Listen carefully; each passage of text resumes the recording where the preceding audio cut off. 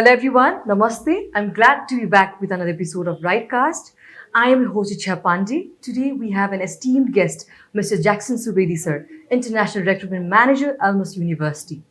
Elmhurst University is one of the private university in USA located near Chicago. Today we'll be discussing various aspects of Elmhurst University, USA admission process and scholarship. So let's welcome Jackson sir. Sir, welcome to RightCast. Thank you very much, Icha. Okay. So I would like to initiate our conversation asking you about Elmhurst University itself. Could you please walk us through Elmhurst University? Sure. Elmhurst University, as you said, is a private university near Chicago. It's not just private university, but it's also private non-profit university. So whatever we raise on grants, we give out on scholarships. So that's why in later episode, you will know that how much scholarship we offer for deserving students. Okay. So, sir, let's talk about the popular courses, sir. नेपालबाट चाहिँ स्टुडेन्ट्सहरू कुन कुन कोर्सेसमा चाहिँ बढी रुचि राख्नुहुन्छ? Over the years, पहिला चाहिँ सबै खालको कोर्सेसहरुमा स्टुडेन्ट्सहरु आउनुहुन्थ्यो भने अहिले चाहिँ computer related courses like computer science, computer game and entertainment technology is very popular program with us, cyber security, and then analytics data science kind of programs are getting most number of students from this region. And also, nevertheless, biology, biochemistry, physics, mathematics are also getting some students. And as you know, nursing is ever popular program with Elmhurst University, and we also take Nepali nursing students as well. Okay sir नर्सिङको कुरा मैले फेरि जोडिहालेँ यहाँलाई यहाँ चाहिँ के छ CE exam दिनुपर्ने हुन्छ नि त स्टुडेन्ट्सहरूले सो यो के हो खासमा चाहिँ उहाँले कम्प्लिटली दिएरै जानुपर्ने हो एनओसीको लागि Yes, common entrance exam is one of the requirement from Ministry of Education. So nursing लगायतका list एउटा उपलब्ध गराइदिएको छ Ministry of Education ले. So त्यो listed courses हरु गर्न जाने हो यदि abroad भने CE exam चाहिँ दिनै पर्ने हुन्छ. So nursing is one of those programs. Okay. Suppose स्टुडेन्टहरुले CE exam दिन भ्याउनु भएन उहाँसँग त्यति टाइम छैन भने चाहिँ कुन कोर्सको लागि चाहिँ उहाँहरुले अप्लाई गर्न सक्नुहुन्छ त? I see that most of the students who would like to go for nursing program they are better off with biology as a program. Okay. So biology, biotechnology, molecular ecology. So यस्तो खालको प्रोग्राम्सहरुमा चाहिँ धेरै जस्तो स्टुडेन्ट्सहरु चाहिँ जानुहुन्छ जसमा चाहिँ CE exam चाहिदैन है. अब उता गएपछि बायोलोजी पढ्दा पढ्दै राम्रो छ ठीक छ भने त it's good they can stick with that program. हैन भने चाहिँ if they want to change their programs to nursing, they can do that in the second semester where if we have seats, we allow our students to change their program and continue with nursing as well. त्यो गर्न पनि मिल्छ. Okay. So now let's talk about STEM and non-STEM courses. खासमा हाम्रो नेपाली स्टुडेन्ट्सहरु चाहिँ STEM कोर्सेसमा बढी जान चाहनुहुन्छ कि non-STEM कोर्सेसमा अनि यो के हो यसको बारेमा हल्का बताइदिनुस् न. See, the US country as a whole, they prefer STEM program students. STEM भन्नाले is very simple. STEMO, science, technology, engineering, mathematics. है. So STEM programs लिन जाँदाखेरि चाहिँ यसको फाइदा पनि के छ भने practical trainingsमा you'll get 3 years of practical trainings. हैन, if you take STEM program. If you take non-STEM program like business or any management programs, if it's non-STEM, then total practical training period will just be for 1 year. हैन. So त्यही भएर लामो समय पनि बस्न technically बस्ने हो भने चाहिँ गर्ने हो भने after education practical trainings लिने हो भने चाहिँ you can live longer in US using your skills हैन, skills र पढेको कुरालाई चाहिँ implement गरेर practical training गर्दै जाँदाखेरि चाहिँ you can live longer with STEM programs. र as per the research we can see that STEM programs मा चाहिँ अलिकति बढी भिजा लागेको हो कि भने जस्तो देखिन्छ. So त्यही भएर students are more interested to go for a STEM program. Okay. So recently हजुर US पनि भिजिट गरेर आउनु भएको छ. हजुरको ट्रिप पनि आई गेस राम्रो भयो हैन. So US मा पढ्दा चाहिँ के बेनिफिट पाइन्छ सर स्टुडेन्ट्सहरुले फ्यु बेनिफिट्सको बारेमा भनिदिनुस्. So US मा पढ्दा भन्नाले पनि with Elmhurst University को बेनिफिट चाहिँ as we are located very close to Chicago, Elmhurst University we do career fairs on our campus a few times in a year. When we do career fairs, as you know, Chicago is the IT hub. So IT hub भनेर is the third largest city in US. So we call most of the business houses to our campus to exhibit career fairs those business houses will come and meet with students. So what we'll do is we'll connect students to those businesses, and then they will take it forward from there. So कतिपय students before graduation they have offers in their hands. कतिपयको practical training opportunities पाउनुहुन्छ, internship भन्छौँ नि हामी. So त्यो internship opportunities before they graduate they get those kind of opportunities just because we bring business houses from around Chicago to our university. So two business houses are saying they don't go to another state to get students. So they come to us because we are very close to Chicago, and they come and they're very happy with the kind of students that we have. That's why our minimum requirement for even for undergraduate level is 3.0 has to be the GPA. 3.0 भन्दा माथि मात्र लिन्छौँ. IELTS requirement 6.5 छ. So अलिकति better students लिएर नै भोलि गएर those business houses will be happy with these students. So we are doing our part to connect students and industries in and around Chicago. Okay. So बाहिर जाने भन्नेबित्तिकै huge investment हो पेरेन्ट्सहरूको पनि आफ्नो बच्चाहरूको लागि हैन. So they look for scholarship. So Elmhurst University कस्तो कस्तो scholarship provide गर्छ? Merit based मात्र हो कि के छ? So see, we have multiple scholarships with us. As I said, it's a non-profit institution, so that's why grants are जुन हामीले पाउँछौँ त्यो चाहिँ हामीले we carefully divide them into scholarships. Right? So one is merit-based scholarship. If you have 3 and above GPA, most likely there is a guaranteed scholarship of around $25,000. Right? So $25,000 लिने parents-हरुलाई अलिकति relief भइसकेको हुन्छ. Then there is enrichment scholarship which students have to apply. Apply कसरी गर्ने? There's an enrichment scholarship that student needs to write. Set topics-हरु हुन्छ. Topic-मा चाहिँ enrichment scholarship को essay लेखेपछि चाहिँ our scholarship team will sit down with that essay and will decide most of Nepali students are getting those scholarships. That scholarship is worth $3,500. And so purchase $3,500 Now, every fall intake, what we do is we also have international scholarship competition. There'll be set criteria. The criteria match you have to participate. So participate, every students will get $1,000 extra. So the scholarship reaches to $29,500 now. So there is scholarship your tuition fee for students for any bachelor programs will come down to $13,000-14,000 only. So Chicago नजिकै गएर 13-14 मा मात्र वर्षको fee student जाँदाखेरि एक सेमेस्टरको तिरेर जानुहुन्छ. So that is half that price. So 7,000 जति तिरेर मात्र ट्युसन फी तिरेर जान पाउँदाखेरि चाहिँ I think it will not be that much of burden to Nepali parents. Okay. So यो चाहिँ PG कोर्स र undergrad कोर्स दुईटैलाई हो? यो चाहिँ undergrad को लागि भयो. Grad को लागि however we are very good with computer science program. So MSCIT भन्ने प्रोग्राम छ हामीसँग जुन वर्षको 13,800 मात्र पर्छ after scholarship. So it's very affordable. Okay. So let's move to the current update. And recently चाहिँ उता US embassy बाट चाहिँ एउटा नयाँ अपडेट को बारेमा आएको छ DS को बारेमा. So यो चाहिँ के हो हल्का बताइदिनुस् न. Okay, so that's a good move from the consulate side. So naya updates like you भने those who are watching us, it's like you have to confirm your university once you are filling your DS 160 form.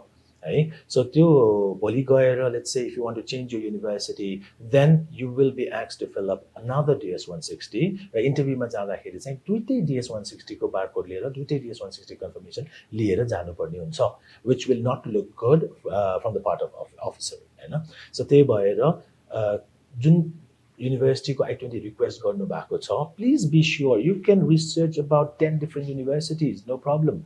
र 10 वटा university research गरेर pick one university from where you want to receive the I-20. I-20 आइसकेपछि DS 160 त्यही university को लागि भरेर and then go for the interview. That will be the good move. अब के हुन्छ university change गर्ने, एउटा university को I-20 मगाएर अर्को university मा apply गर्ने, those moves will not be there, and then I think that's a very positive move from the consulate office. अब चाहिँ स्टुडेन्टहरुले एउटा मात्र युनिभर्सिटी लिएर चाहिँ अगाडि बढ्नु पर्छ. पहिला चाहिँ धेरै I-20 मगाएर चाहिँ गर्न मिलेन. Let's say if there is a genuine reason, like let's say पहिलाको युनिभर्सिटीमा $20,000 tuition fee थियो, अहिलेको युनिभर्सिटीमा $10,000 so it's half the price of it. They have all the valid reason to fill up a new DS 160 and then go with the newer university. तर दुईटै लिएर जानु पर्यो क्वेसन चाहिँ एक्स्ट्रा क्वेसन फेस गर्नुपर्ने हुन्छ वाइ यु हेभ टु डिएस र what's the reason that you change this university if you have a genuine reason to justify the changes then मिल्यो त्यो गर्न पनि मिल्यो if you let's say if you don't have a justification for that change then you might be in trouble. Okay, just students सँग चाहिँ proper verification like justification त हुन पर्यो. हजुर. So sir interview भन्ने बित्तिकै चाहिँ स्टुडेन्टहरु एकदम डराउनु हुन्छ कि like USA visa interview. So यसमा चाहिँ के टिप्स एन्ड ट्रिक्सहरु दिन चाहनुहुन्छ लाइक स्टुडेन्टहरु कसरी प्रिपेयर भएर जान पर्छ अनि के कुराहरु चाहिँ उनीहरुले एकदम ख्याल गर्नुपर्छ जस्तो लाग्छ. Thank you very much for this question. So स्टुडेन्ट्सहरुको लागि चाहिँ इन्टरभ्यु लाइक त्यस्तो च्यालेन्ज मान्नु पर्दैन when it comes to US हैन. सो गएर क्वेशन्सहरु सोध्नुहुन्छ गफ गरे जस्तो गरेर आन्सर दिने हो तर हामी युजुअली इंग्लिशमा गफ गर्दैनौं त्यही भएर नेचुरल फ्लो चाहिँ हुँदैन त्यसको लागि चाहिँ अलिकति प्र्याक्टिस गर्नै पर्ने हुन्छ हैन. So normal questions like why US why this university what's your plan after graduation कतिवटा युनिभर्सिटी अप्लाई गरेको छौ तिमीले किन यो युनिभर्सिटी छानेको कसले फन्ड गर्नुहुन्छ all this questions like interview general interview preparation क्वेशन्सहरु प्र्याक्टिस गर्ने हो र यसलाई चाहिँ के बुझ्नु पर्यो भने इन्टरभ्यु इज फर यु हामी चाहिँ स्टुडेन्ट्सले के गर्नुहुन्छ why US is good US चाहिँ राम्रो युएस चाहिँ यस्तो युएस यति र्याङ्किङ दिस द्याट भनेर भन्नुहुन्छ क्वेशन चाहिँ त्यो होइन खासमा क्वेशन चाहिँ why did you select US हो नि त. सो आफ्नो बारेमा र आफूले लिएको कोर्सको बारेमा भोलि गएर करियर प्लानको बारेमा त्यसलाई चाहिँ फोकस गरेर इन्टरभ्यु आन्सर गर्नु पर्यो हैन. If you are confident 50% of the time you have already won the battle हैन. अनि युनिभर्सिटी सिलेक्सन राम्रो गर्नु पर्यो है. युनिभर्सिटी सिलेक्सन कोर्स राम्रो छान्नु पर्यो. It has to be highly relevant with your interest. पहिला पढेको पास्ट कोर्ससँग पनि रेलेभेन्ट हुनु पर्यो यो फ्युचर प्लानसँग रेलेभेन्ट हुनु पर्यो.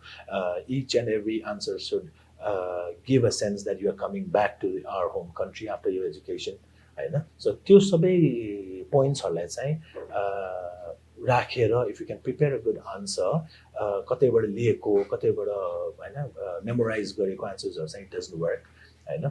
सो त्यही भएर आफ्नो जेन्युइन इन्ट्रेस्टलाई राखेर आन्सर मजाले राम्रोसित प्रिपेयर गर्यो भने चाहिँ आई थिंक युएसको इन्टरभ्यु इज इजियर देन अरू देशको इन्टरभ्युहरु. सो त्यही भएर just make it short and simple. Make it highly relevant to your interest and to your education. Career plans सँग राम्रोसित मिल्नु पर्यो र फन्डिङको पार्टमा जे हो त्यही genuinely answer दिनु पर्यो and then you should be able to get a visa to travel to US for your education. So I would like to ask you one question that I got from student. Like जो स्टुडेन्टहरु चाहिँ double मास्टर्सलाई apply गर्नुहुन्छ नि उहाँको चाहिँ visa लाग्ने chances कम हुन्छ भनेर सोध्नु भयो. Like one student was from different country like उहाँले चाहिँ ब्याचलर्स एउटा कन्ट्रीबाट गर्नुभएको मास्टर्स पनि त्यही गर्नुभएको हैन. सो अब मास्टर्सको उहाँले युएस अप्लाई गर्न खोज्नु भएको छ भने त्यसमा चाहिँ के उहाँले गाह्रो हुन्छ र यसमा अप्लाई गर्दाखेरि भिजाको लागि हैन. यस्तो हुन्छ डबल मास्टर्सको लागि अप्लाई गर्न नपाउने भन्ने चाहिँ हुँदैन भिजा नपाउने भन्ने पनि हुँदैन. So it's only thing is that if you have done masters in certain program let's say you have done masters in accounting हैन and then you again want to do masters in US you have to learn about US education system त्यहाँको education लिन चाहनुहुन्छ and then your major is not accounting now but it's finance or something relevant that you want to study then there's no problem at all. You just have to justify why you want to take this program and what's your plan later. यो सकाएपछि चाहिँ गर्ने के हो त यो programme पढेर हैन. If there is रेलेभेन्सी खासै प्रब्लम चाहिँ हुँदैन. So if you want to do masters in certain different let's say analytics popular भइरहेको छ हैन. Those who have done MBA as a program those who want to go for masters in business analytics now not business administration then you might have some valid reason to take business analytics as a program. त्यो हो भने खासै भिजामा फरक पर्ने त म देख्दिनँ. जस उहाँले पहिला पढ्नु भएको कोर्स भन्दा अहिले पढ्ने कोर्स चेन्ज हुन पर्यो मेजर चेन्ज हुन पर्यो रेलेभेन्सी हुन पर्यो. There has to be some value addition to it. So suppose अन्डर ग्राडमा चाहिँ 12मा साइन्स पढ्नु भएको छ now the student want to study business management त्यसमा पनि धेरै कुरा कन्फ्युज भएको देखेको छु मैले. सो यसमा चाहिँ के छ यसमा के होला कसरी स्टुडेन्टले चाहिँ आफ्नो इन्ट्रेस्टलाई लाइक साइन्स पढ्नु भएको थियो अब इन्ट्रेस्ट छैन त्यसमा अब म्यानेजमेन्ट स्विच गर्न चाहनुहुन्छ भने त्यसले केही इस्यु गराउँछ? No, for us as a university we for few programs we might have prerequisites हैन पहिला गरेको के कम्पोनेन्टहरु हुनुपर्छ भने most of the programs मा चाहिँ prerequisite छैन in the bachelor's level हैन in the undergrad level so undergrad level मा चाहिँ prerequisite नभएपछि you can study science बाट management बाट arts गर्न पायो हैन also we allow bachelor's मा चाहिँ you can mix up the courses you can do accounting with music हैन you can do theater with biology or something like that हैन you can mix it up science management program mix गर्न मिल्छ whereas NOC को part मा चाहिँ Ministry of Education might not give NOC to those students who would like to jump the stream हैन science बाट management बाट science change गर्न खोजिरहेको छ स्टुडेन्टले भने चाहिँ Ministry of Education would not be happy about it and then they might not give NOC भन्ने कुरा मात्र हो तर NOC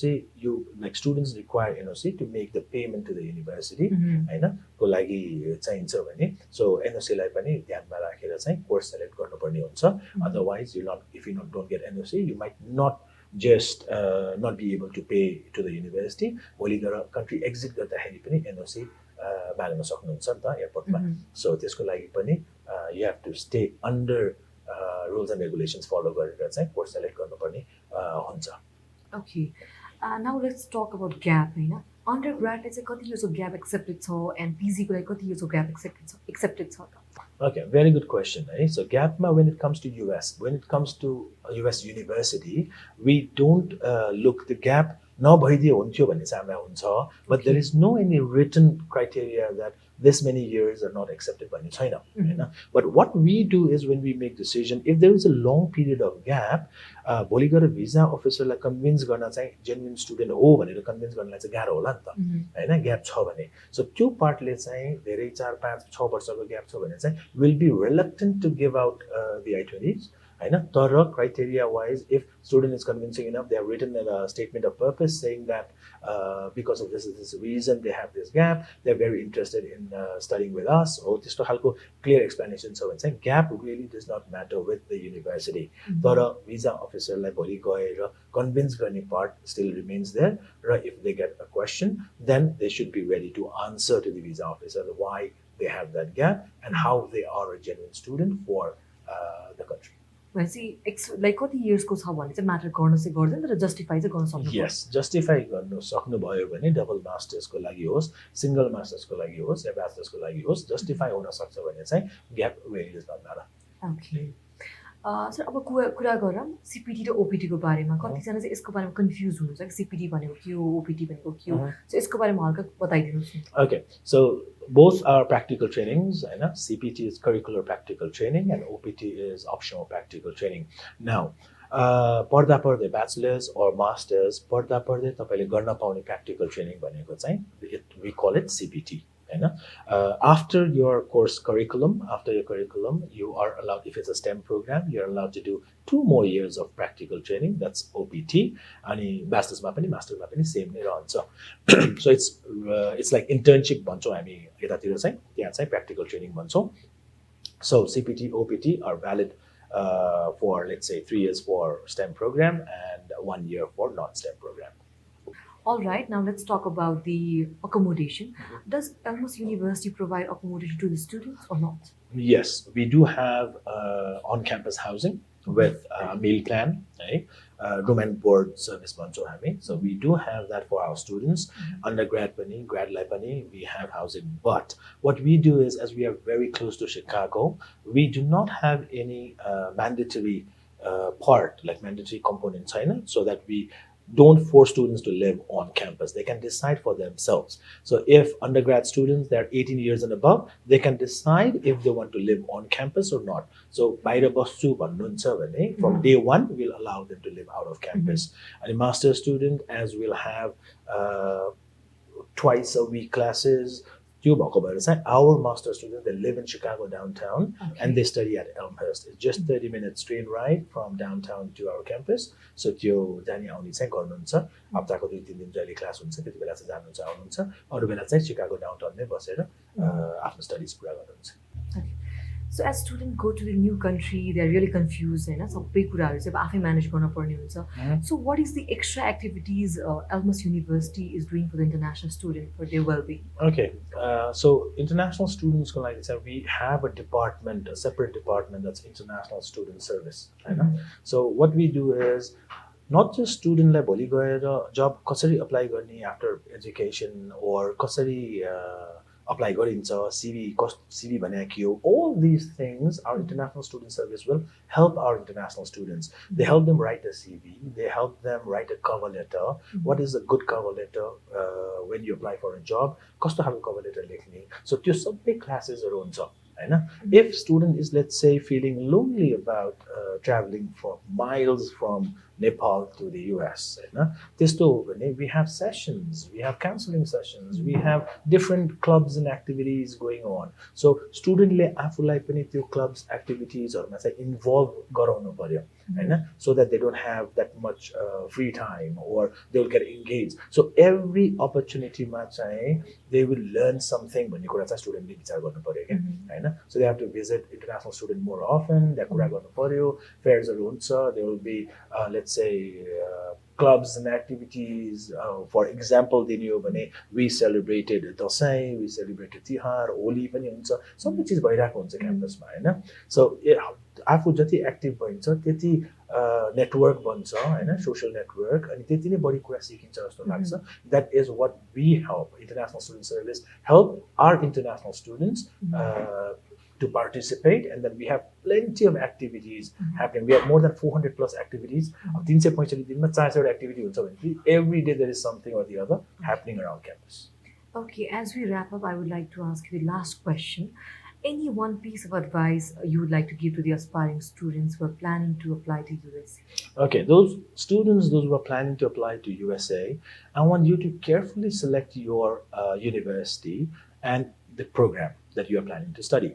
So course-wise, course pick garera, and then you can find the right university that's good for you based upon that program. Just because lots of students are applying to one university, do not run after that university. हैन, जुन university अरूलाई ठिक छ तपाईलाई ठिक नहुन सक्छ हैन. त्यही भएर आफ्नो प्लान आफ्टर ग्रेजुएसन के पढेर के गर्ने हो हैन, कहाँ जाने हो, लोकेसन वाइज फिजहरु फरक हुन्छ हैन, जीपीए वाइज स्कलरशिप्सहरु फरक हुन्छ, SAT, GRE, GMAT हरु यो एक्स्ट्रा स्कलरशिप टेस्टहरु छ हैन, कुनै युनिभर्सिटीमा चाहिन्छ कुनैमा चाहिदैन. सो त्यही भएर एकदमै राम्रो प्रिपरेसन गर्ने बेलामा नै युनिभर्सिटी करेक्ट छान्नु भयो भने भोलि गएर तपाईहरुलाई सजिलो हुन्छ. र एल्महर्स्ट युनिभर्सिटी सबैजना एल्महर्स्ट युनिभर्सिटी आउनुपर्छ भन्ने त छैन, तर Elmhirst university is 154-year-old university that has 70 plus programs in the undergraduate level, and the MSCIT is one of the very popular program in the master's level. If you think that you have good GPA to apply at Elmhurst University, I am always there for all Nepali students to process your application for Elmhurst University. Right? And then another thing, RightPath is doing a fantastic job. RightPath Career Counseling is in multiple locations around the country.